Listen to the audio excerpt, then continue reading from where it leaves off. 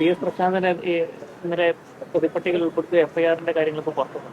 അതെ, അത് സംബന്ധിച്ച് ഇന്നലെ മുൻ Devaswom board president P S Prashanth എല്ലാ കാര്യങ്ങളും വിശദീകരിച്ച് നിങ്ങളോട് ഇന്നലെ സംസാരിച്ചിട്ടുണ്ട്.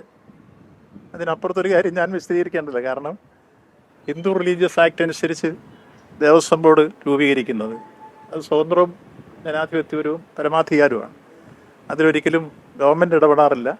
അതുകൊണ്ട് തന്നെ അവർ നടത്തിയിരുന്ന പ്രവർത്തനങ്ങളെ സംബന്ധിച്ച് അതിൻ്റെ A to Z കാര്യങ്ങൾ അദ്ദേഹം തന്നെ ഇന്നലെ മീഡിയയോട് വിശദീകരിച്ച്, പിന്നെ ഇതിൻ്റെ കേസുണ്ടായ ഘട്ടത്തിൽ ഇത് അന്വേഷിക്കാൻ വേണ്ടി ബഹുമാനപ്പെട്ട കേരള ഹൈക്കോടതിക്ക് അഭിപ്രായം രേഖപ്പെടുത്തിയ കൂട്ടത്തിൽ സംസ്ഥാന ഗവൺമെൻറ്റിന് വേണ്ടി ഞാൻ പറഞ്ഞിരുന്നത് ബഹുമാനപ്പെട്ട കേരള ഹൈക്കോടതിയുടെ മേൽനോട്ടത്തിൽ ഒരു സ്പെഷ്യൽ ഇൻവെസ്റ്റിഗേഷൻ ടീമിനെ വെച്ച് അന്വേഷിക്കണമെന്ന് ആവശ്യപ്പെട്ടത് കൂട്ടത്തിൽ ഞാനുണ്ടായിരുന്നു. അത് നല്ല രൂപത്തിൽ അന്വേഷണം നടക്കുന്നു. ആ അന്വേഷണം നടക്കട്ടെ. അവസാനം അതിൻ്റെ കുറ്റക്കാരൊക്കെ തീരുമാനിക്കേണ്ട അവസാനം കോടതിയാണ്. അപ്പോൾ പോലീസിൻ്റെ അന്വേഷണമാണ് നടക്കുന്നത്. ആ അന്വേഷണത്തിൽ വന്നിട്ടുള്ള സാഹചര്യത്തെക്കുറിച്ച് ഇന്നലെ പ്രശാന്ത് വിശദീകരിച്ചു.